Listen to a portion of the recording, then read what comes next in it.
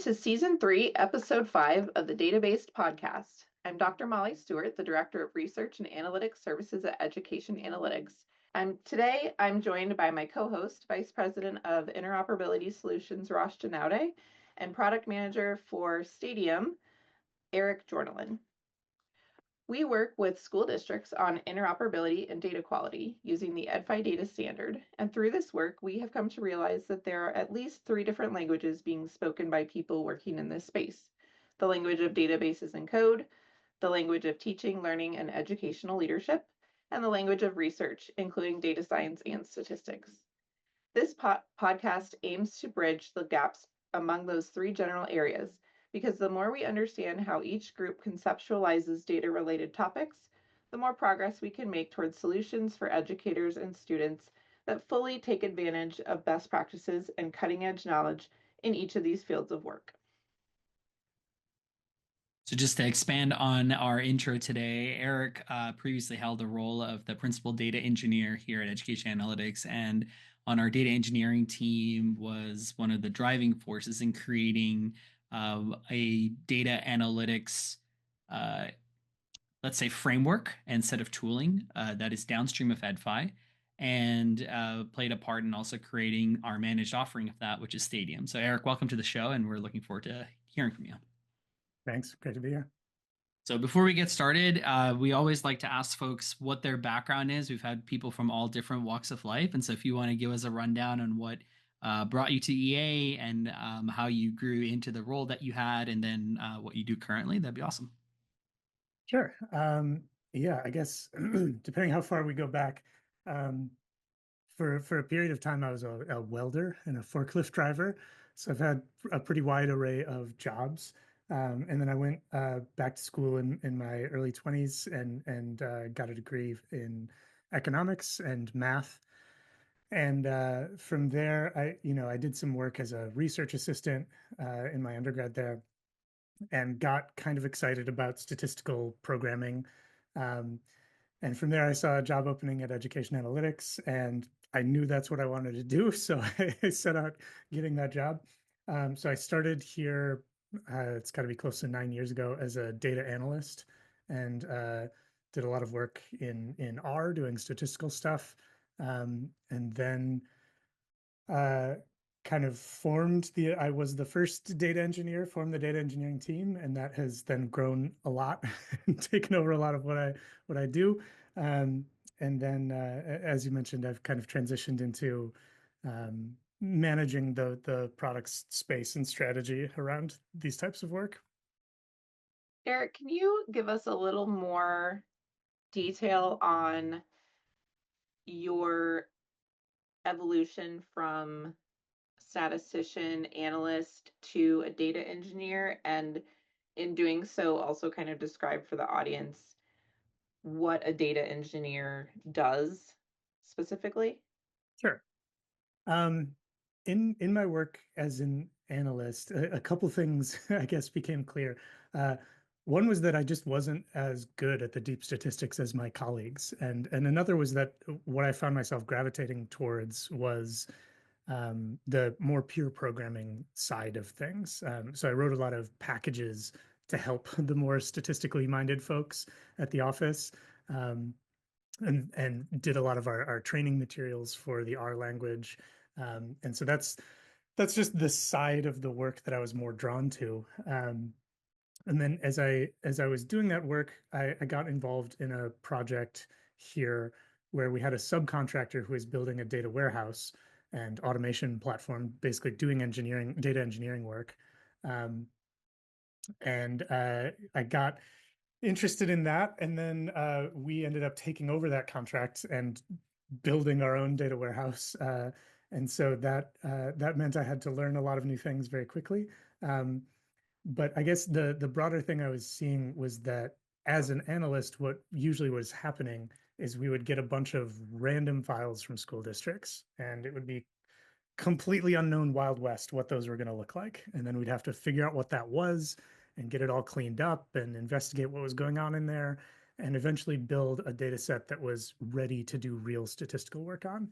And that took up the bulk of our time. right? The actual statistics was a comparatively small part.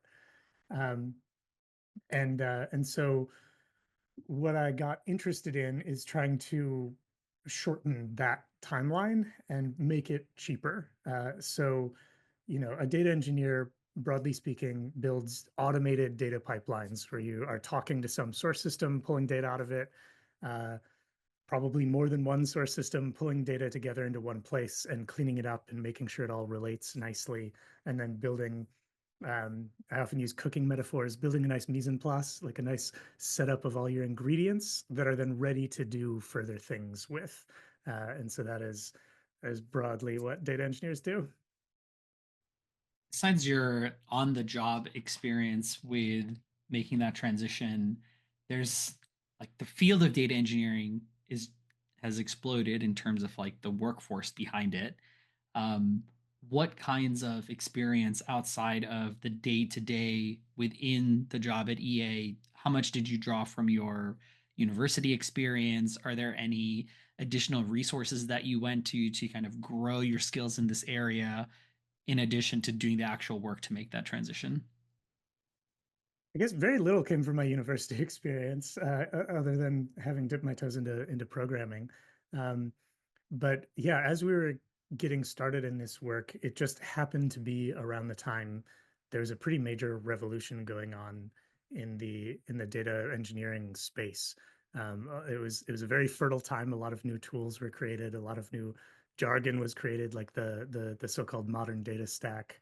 Um, so, cloud data warehouses like Redshift and BigQuery and Snowflake were being created, and tools like DBT and Airflow were ascendant.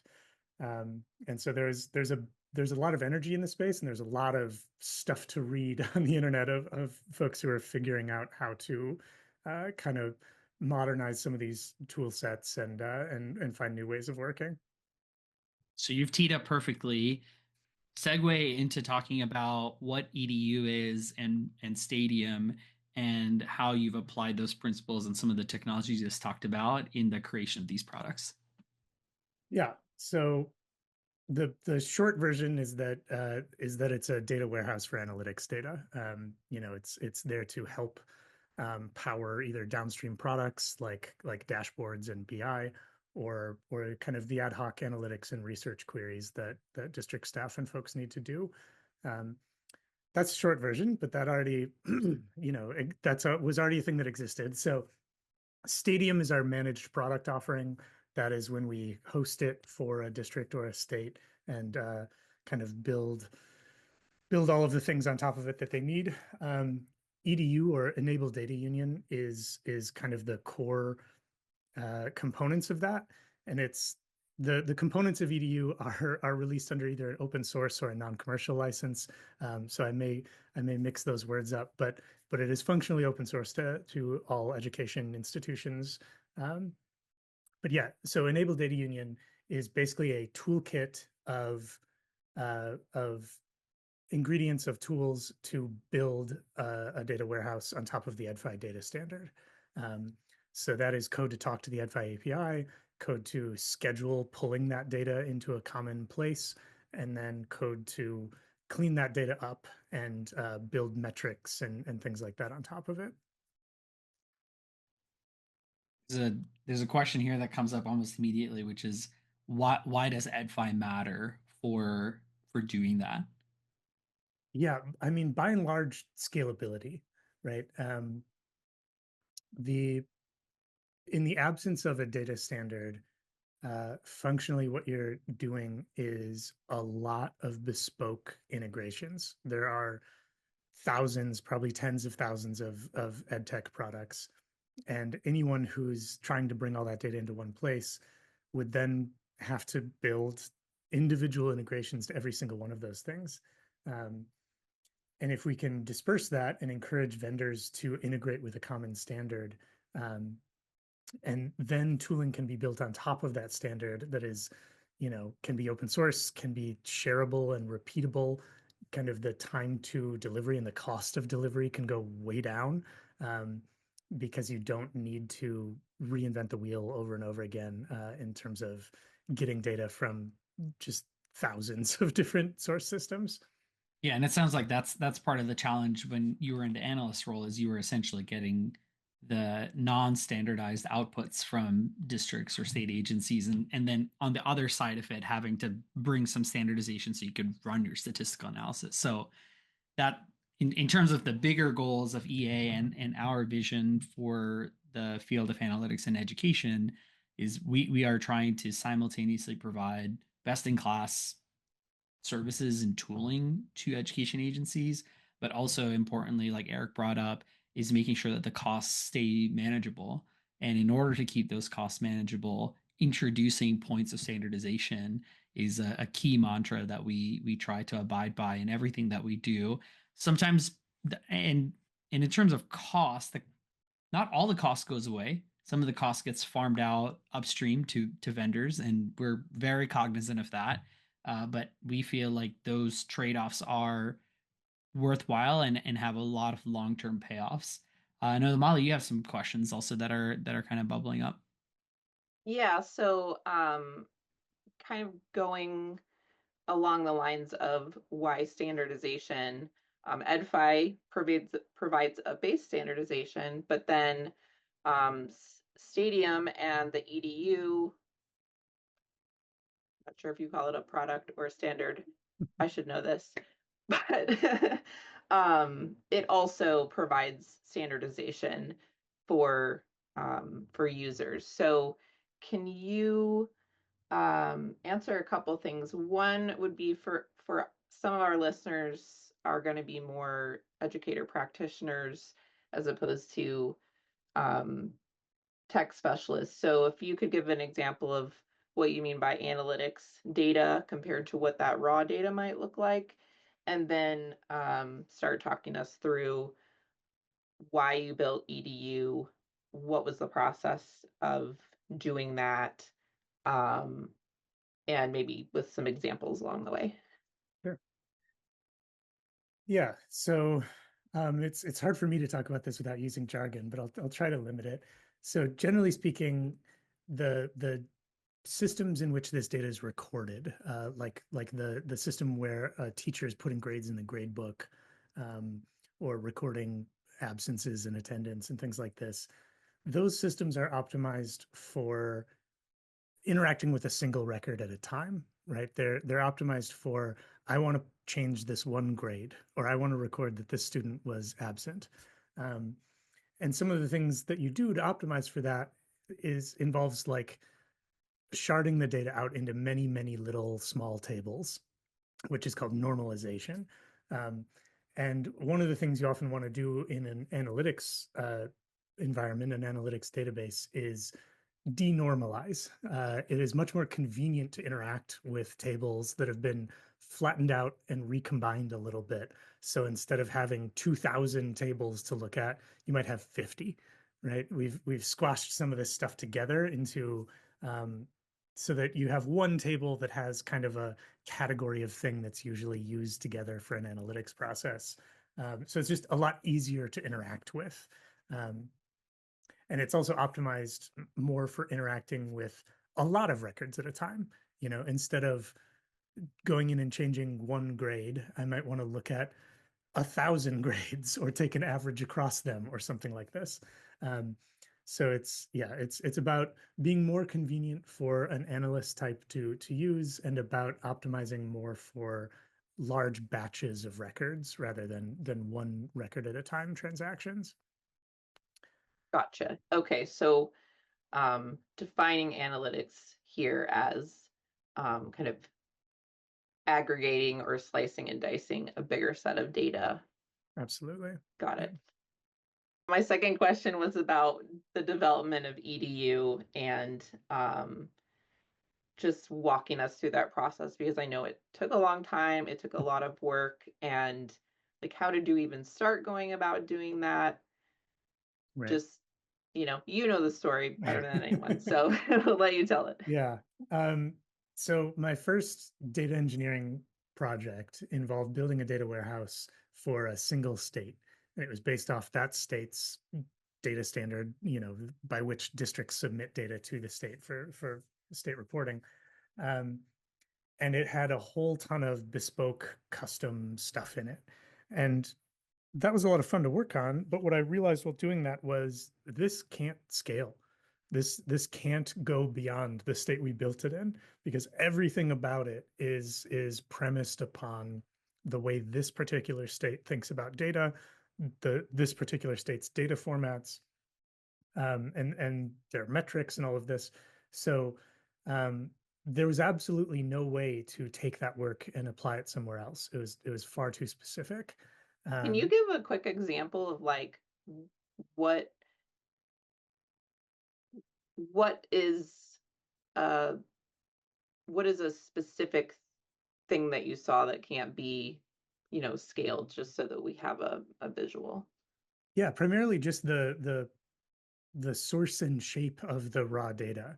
There was one particular file for recording student demographics, and it was a text file that had a particular shape, and everybody in that state could produce that file, but nobody outside of that state could produce that file. And our whole system was predicated upon data coming to us in exactly that shape, and then all the rules you need to process it from there. But that shape of the original data that we get was a huge barrier. And then, also just state specific rules about metrics and inclusion criteria and all of these things. It was all just geared in a very state specific way. So when you say rules, I know I'm getting really basic here, but some of the audience are probably having these questions. So when you say rules, like, for example, if you got a file from a state, you wouldn't know which pieces of raw data went into, let's say, a calculation, or which things were included or excluded. Is that kind of what you mean? Right. Yeah. Inclusion and exclusion rules and just data cleaning rules, all of this kind of thing. There are a lot of very, very state specific variations of these kinds of data points and what they're called and what the rules are. But then going beyond there, so scalability was one problem, and EdFi was kind of the cornerstone we started building on from there. Was, if we have a standard, or at least relatively standard, source of data, then we can build things that can be repeated and can scale.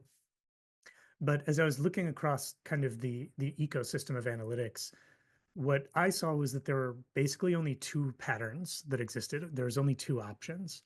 And those options were, number one, you could buy a product, some kind of analytics product from a company off the shelf, and that product would do whatever it does.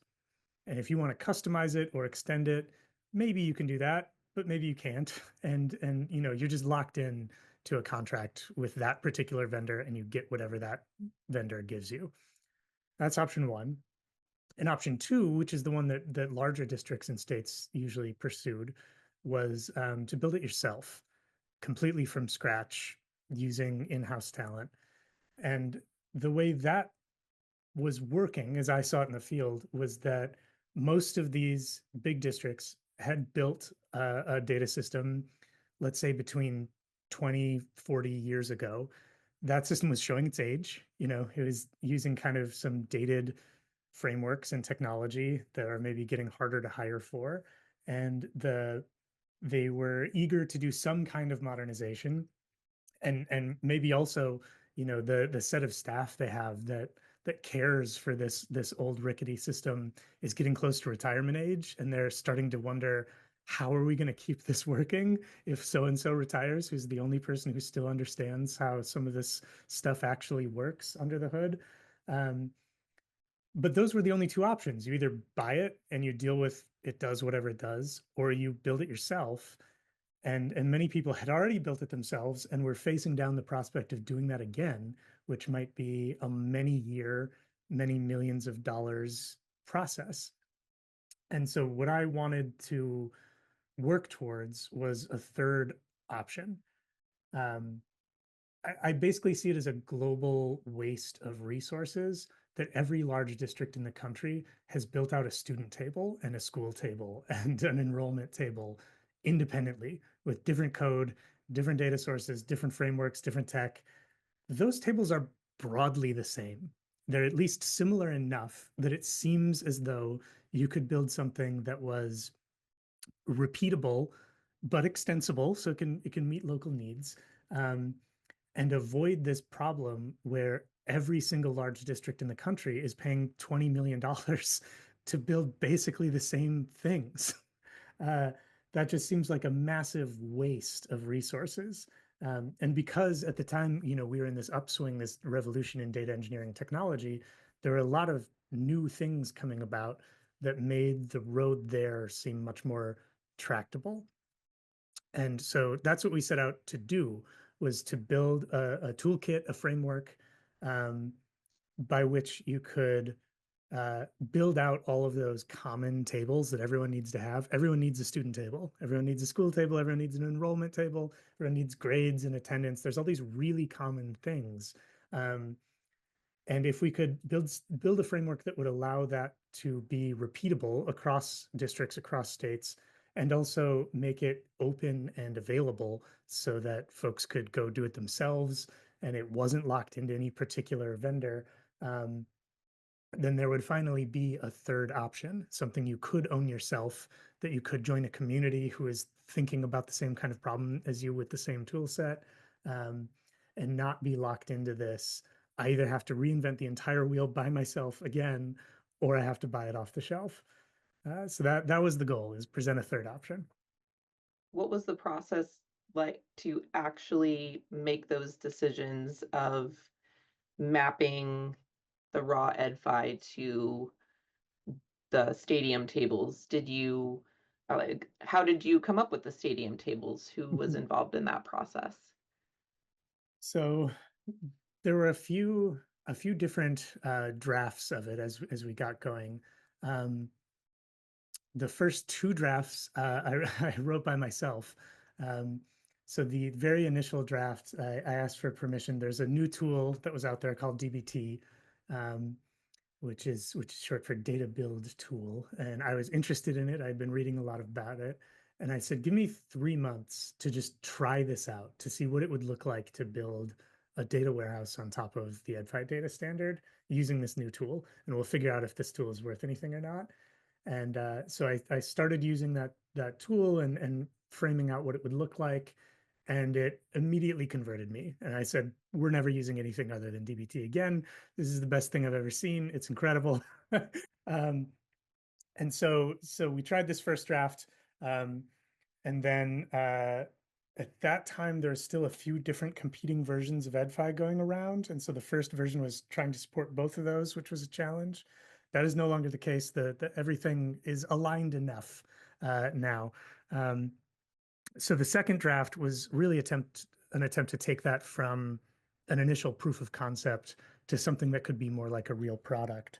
And so that's another one I did by myself in a little cave. But as that scaled up, then that became a very large team effort, with the entire data engineering team contributing to the various components.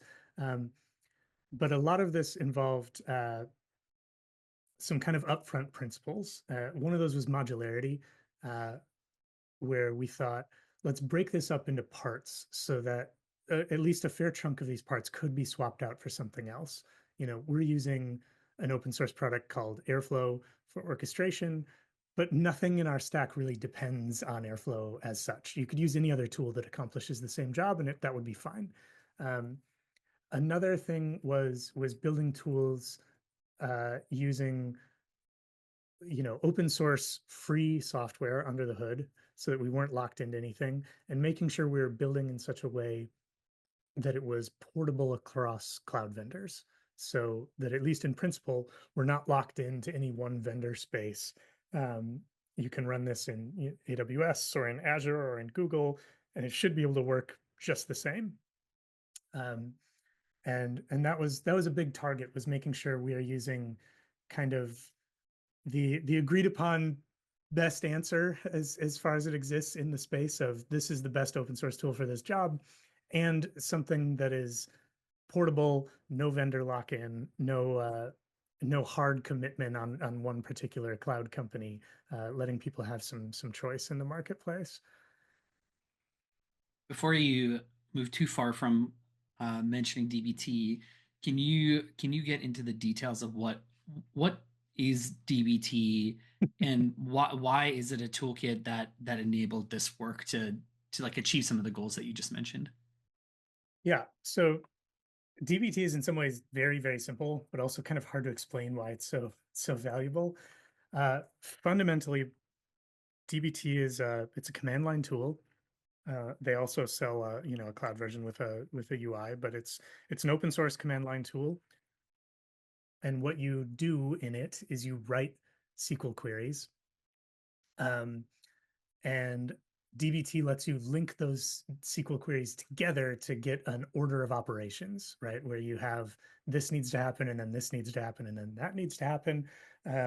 So it lets you write out a chain of data transformations that you can then run reliably and repeatedly.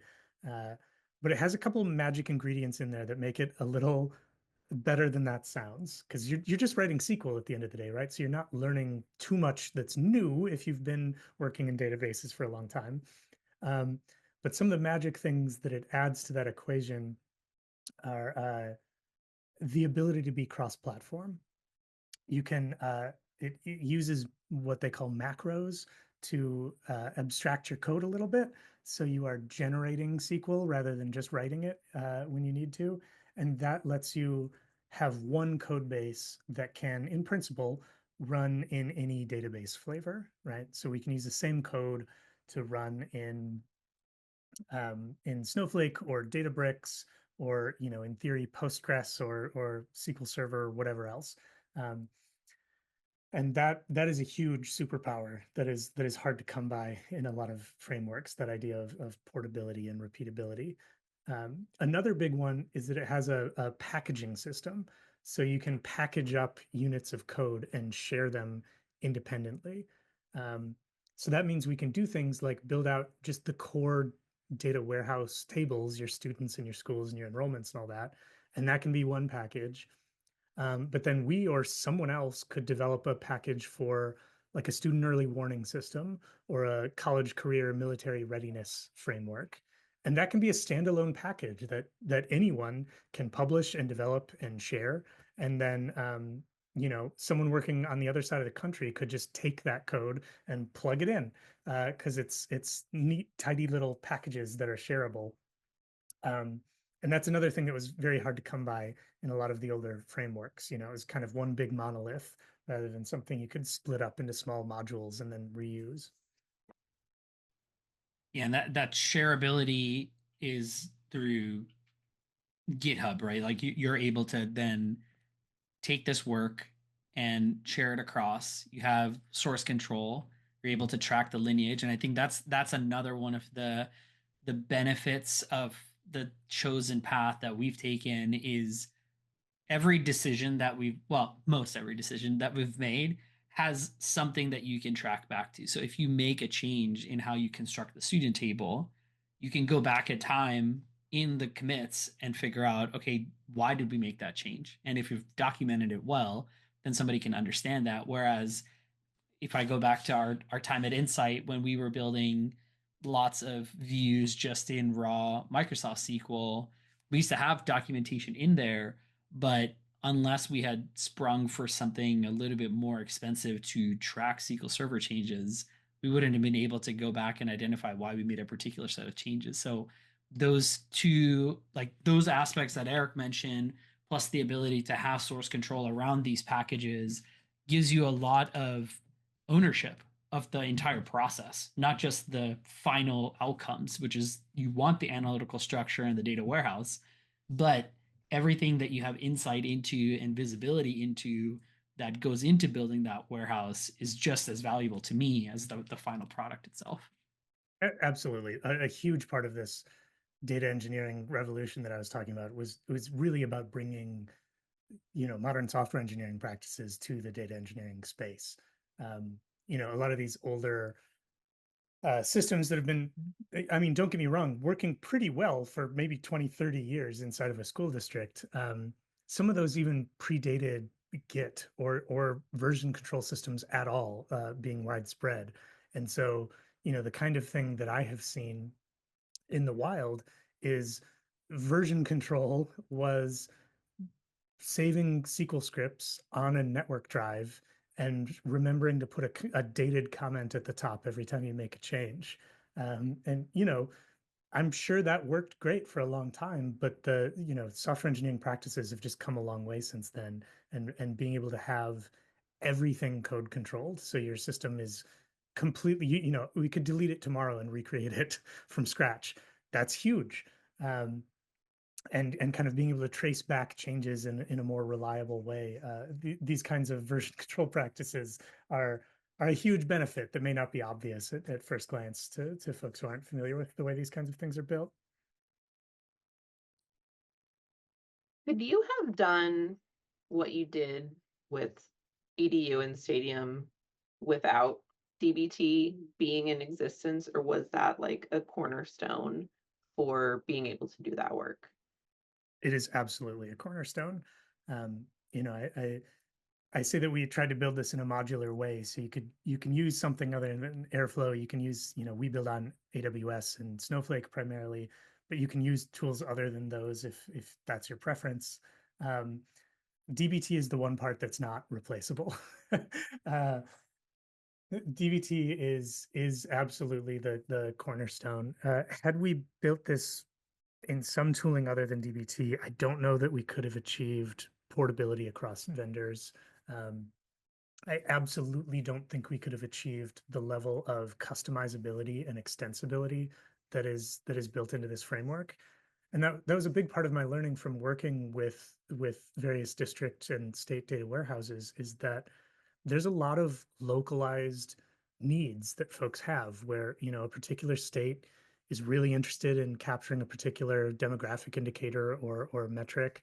And if the system you build is not flexible to that and able to speak in their local language, they won't want to use it.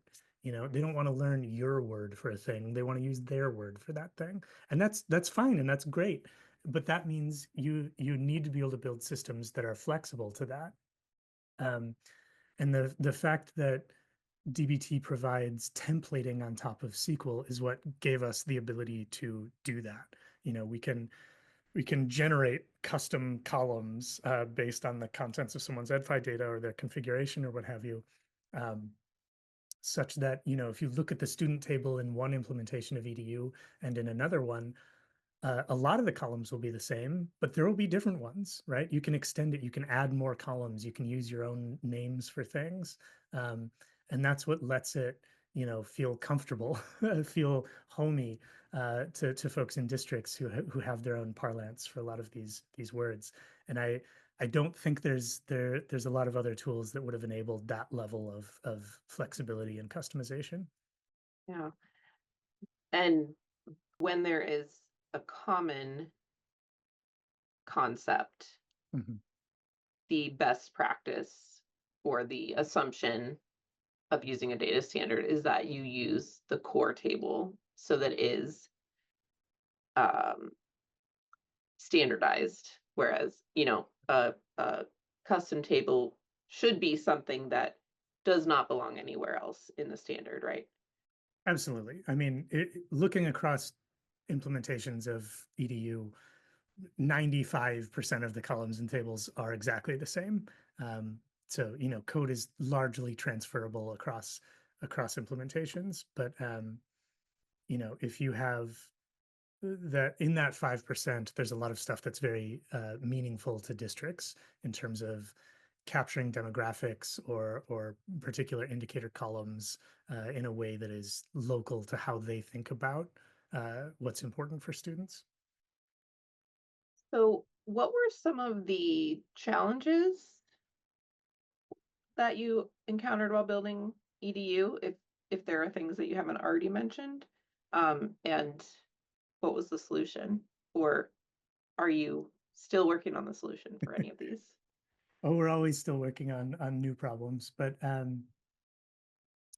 yeah, so just figuring out how to kind of conceptualize these extensions and customizations has always been a challenge. I think we found some pretty good frameworks for making it happen, but there's always a trade-off between making your product infinitely flexible without having a configuration surface that is enormous and impossible to understand. You know, you've got to find compromises around how can I make this approachable and as standard as possible while still accommodating the things people need to do or want to do to get their job done. So kind of finding that balance of standard versus extensible was definitely a challenge. There have been a lot of scaling challenges. We started out relatively small and then scaled up to an implementation with 80 districts and hundreds of thousands of kids, and then scaled up again to 1,000 districts. And as we've scaled up, we've had to solve some scalability challenges, but those have been pretty tractable. We chose some pretty scalable bedrock for our framework, so that has worked out all right. There's definitely challenges at just communicating what it is we're doing here, because a lot of folks will say that they can do analytics for education, but they're usually either a proprietary closed source for-profit vendor who's not really, sharing anything. There's nothing that you could go do yourself. It's either buy from them or nothing.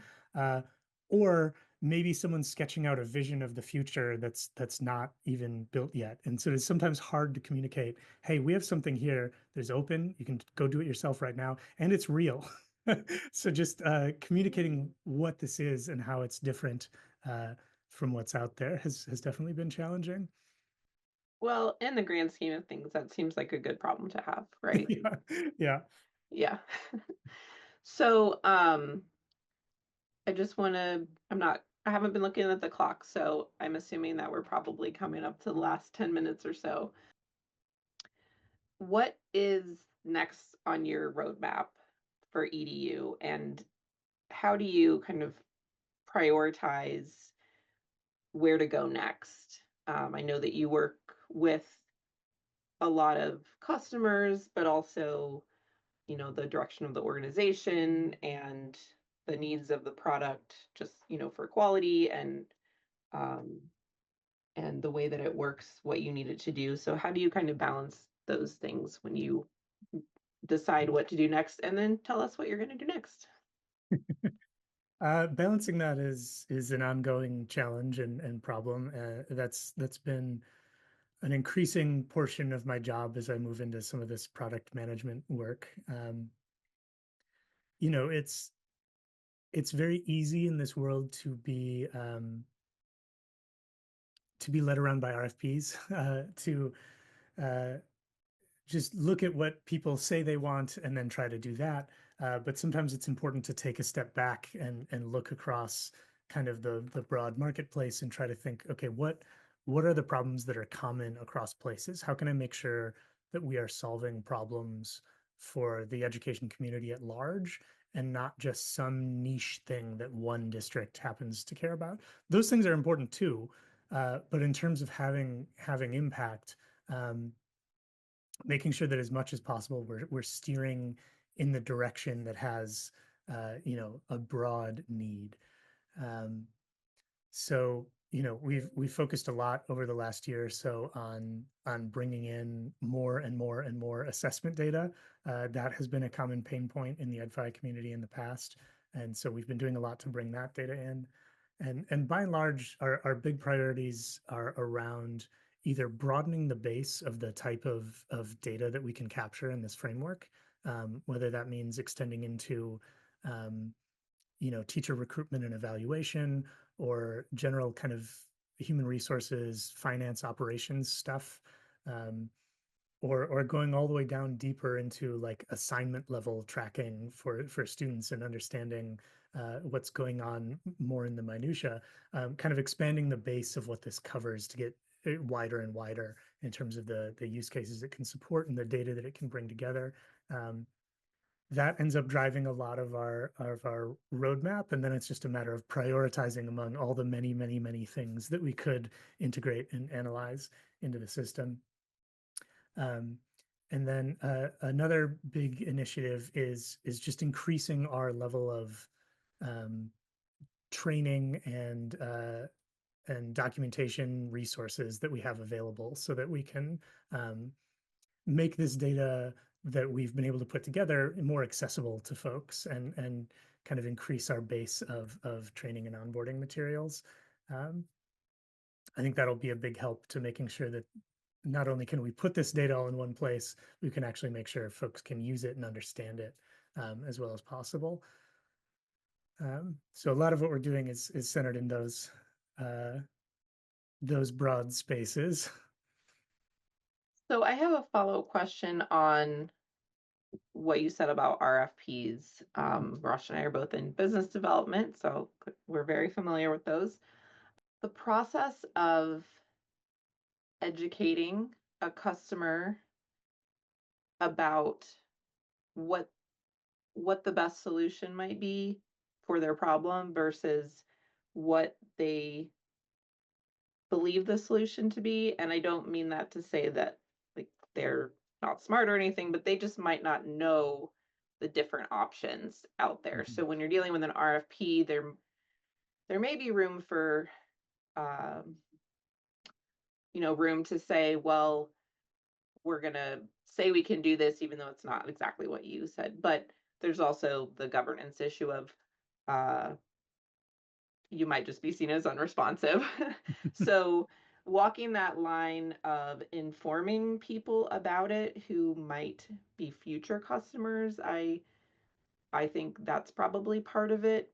But have you ever been in a situation where maybe a customer was expecting to get something else, or I don't know what I'm trying to say here, like just educating people who didn't know that this kind of data flexibility and scalability was possible, and the names for it, and like what you would ask for in an RFP, that kind of thing.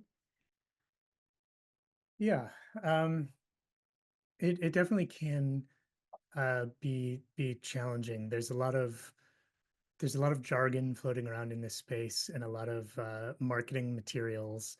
And so, sometimes I'll meet with someone who has clearly read the marketing materials of one particular company and are saying everything in those terms. Like a thing that comes up a lot is I've encountered folks who think that a data warehouse is kind of an antiquated term, and what I want is a data lake. And I mean, the fact is, when you get down to it, in most of these modern cloud warehouses, those are pretty much indistinguishable.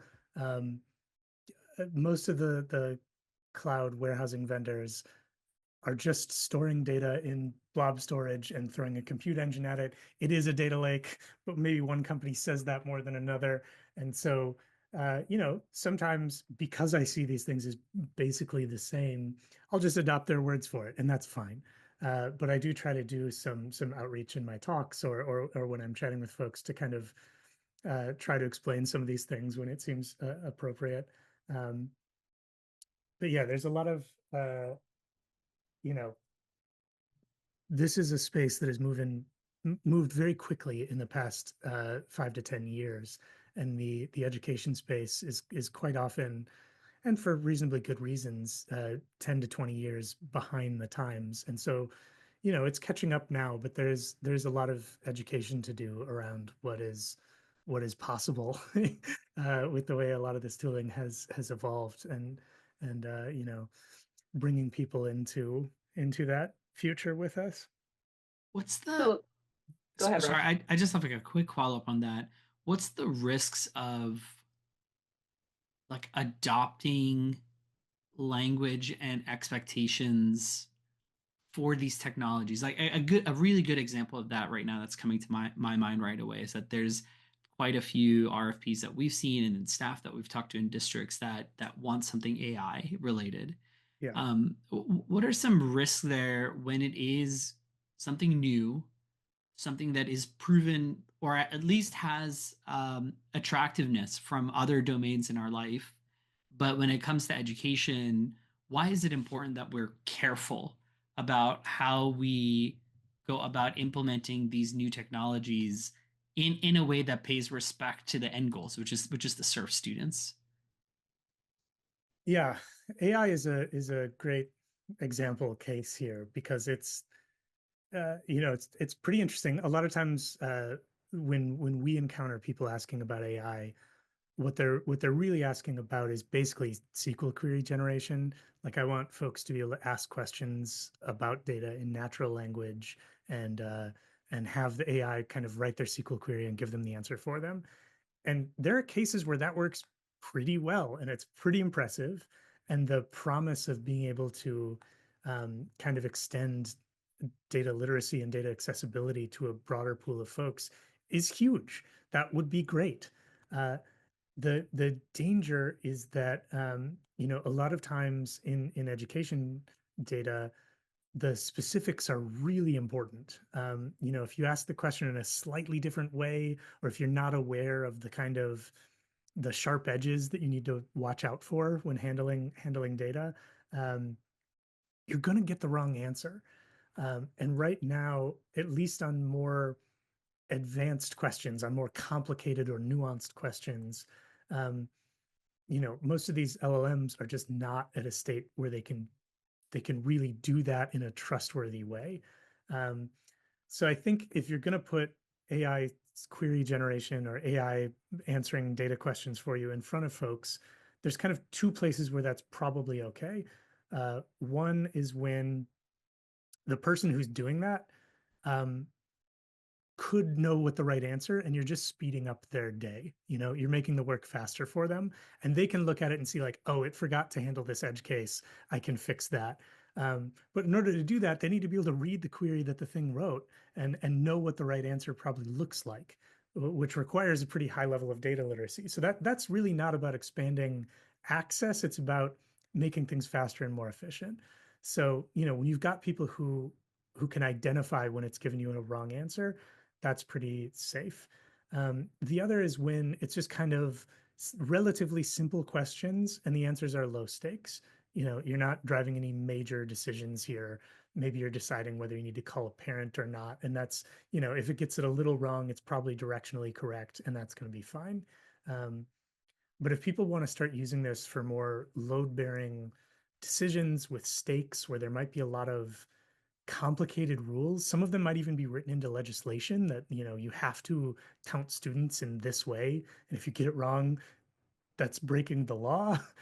That's where it starts to get pretty dangerous to think about opening that up more broadly.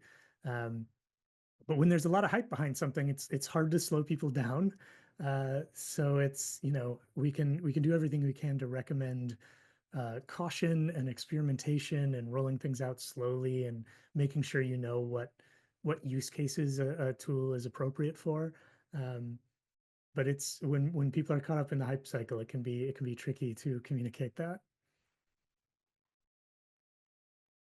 So I have a question that's going to take us back to something that you said much earlier, which was regarding the different Ed5 versions, problems or challenges that caused.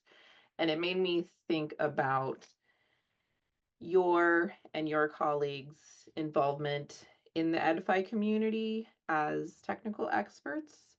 And I'd just like to hear you, or maybe you and Rosh, I know you've both been involved in this. What has that group of people been able to kind of accomplish together, because people in the field like you and Rosh are bringing lessons into the developers, viewpoint. And then also thinking of EdFi as a way to educate potential customers about these things. So yeah, kind of two questions there. Yeah. Well, it is a challenge in developing EDU and Stadium. EdFi is normally used to hold 1 year of data at a time, 1 year of school data, and then maybe you upgrade versions between years, and your next year's data is going to be on an updated data standard. Whereas, because EDU and Stadium is a longitudinal data warehouse, it necessarily has data across many years. That also means it's going to have data across many versions of EdFi. So any breaking changes EdFi makes, we have to handle the old and the new version of the data standard at the same time. And that is complex to do. We've had to solve a bunch of those kinds of problems of things changing names or changing shapes, and we need to make that look consistent across all of history. So that's hard. But it is in our interest for the data standard to get better and to cover more use cases and do so well. So that is absolutely something we are willing to keep up with. But there have definitely been cases where ideas have been brought forward to change the data standard in ways that would harm existing use cases. And so that's something we have to be vigilant about, because just with where we sit with the number of EdFi implementations that we can see, and the way we are using the data so heavily, we have a lot of knowledge and context about the way this data actually gets used in the real world. So I hope that makes us a useful voice in the room when we're talking about potential updates to the standard. I know we've got a few people who sit in that group and various other working groups at the EdFi Alliance. And so, yeah, I think it's really important to be able to see these problems from both sides. Like there's a technical problem in a piece of software on one side, but then you need folks who have actually lived and breathed this data closer to the ground to be able to give input back on what would actually happen if you made this change. So it's a lot to keep track of, but that's been a fun part of being a part of the EdFi community, is being able to try to bring more of that context back. And there's been a definite growth in that community over the last 6 or 7 years, in that when the first adopters of EdFi were states, and their context was state reporting, which then leads you to make particular decisions regarding the data standard and the associated technologies. In the last couple of years, because we've been able to participate from the EA side, and then together with other community members that are not just in a pure state context, but are adopting these multimodal strategies, whether it's like a regional service center or a state-driven collaborative or a large district. You have all these different viewpoints, and all those viewpoints matter when we're all curating the same standard. And the community has done a good job of fostering those types of conversations, so that we are in a place where we can say, okay, this suggested change makes sense given XYZ context, but it then breaks things in all the rest of these contexts. And so that's not a good idea to do. It also helps us on the EDU development side to stay aware of what those incoming changes are. It gives us time to be able to react to it before we are in a place where a partner says, okay, you have to implement this within the next X amount of months. So being close to those conversations gives us a strategic advantage in terms of our own product development, but also it allows us to say, hey, here are additional contexts that we're able to see where that change is either not reflective of what's going on the ground, and we've had several examples of that, or that change is good. And while we're doing that, we may as well add these other things in as well, because that's going to further enhance this offering. So the community has grown. Its shape has definitely changed over time. And I'd encourage anybody that's listening to this podcast, that is in that community, to continue to look for those spaces where your voice can be heard, because without that, the standard is kind of driven by those of the loudest voices. So we want to just have a plurality of voices rather than just a majority from particular implementations like that. And I put ourselves into that same bucket too, because we have a particular slant on how we view the data standard and its implementation. And it's always helpful to have balance amongst other members that have different viewpoints. So all of that is fostered within the community, and I'm excited to see where we continue to go on that side of things. So, Rosh kind of mentioned this already, and we'll put some of this in the show notes, but are there any resources that you would like to point out if folks are interested in learning more? I know we have the Enable Data Union website. Anything else that you would recommend to someone just on the verge of learning this stuff? Yeah, enabledataunion.org is our website. We're going to be working on even more content there, but there's a variety of things there that are trying to target different personas, whether you're more of an analyst type and you just want to see what the warehouse would look like, or more of a data engineer who would want to know how would I actually build and maintain things on top of this myself, or even if you're kind of more of an administrator type who just wants to know what this is and what it can do, we've got some stuff there. And then just looking at DBT itself. Like I said, DBT is a great tool. It's a cornerstone of what we're doing, and DBT has a lot of great documentation and case studies of how that can be used in the modern data stack. Even just Googling modern data stack, you'll see a bunch of articles about, about the hype when it was coming up, and now people getting skeptical of certain aspects of it. We've managed to stay away from some of the more frothy parts of that market, but there's a lot of great writing out there about that. And then from our website, you can also find your way to our code.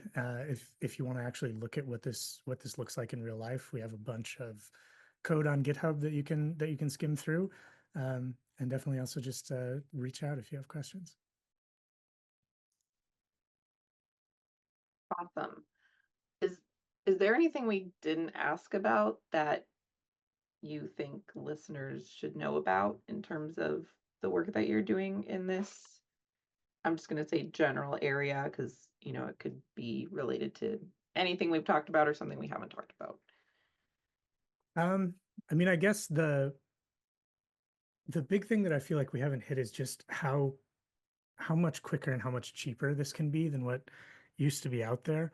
I mean, if you already had EdFi off the ground and running, and you've got data flowing into EdFi, setting this framework up for us is a matter of a day or two. We can usually get all this stuff running and get a data warehouse you can log into and query very quickly. I don't know that was possible in the past. So the speed at which this can be off the ground, and if you're willing to learn some of these new tools and start getting involved, in a very short amount of time, you could start building, custom metrics and data quality reporting and building things on top of this framework that meet needs that you have extremely quickly.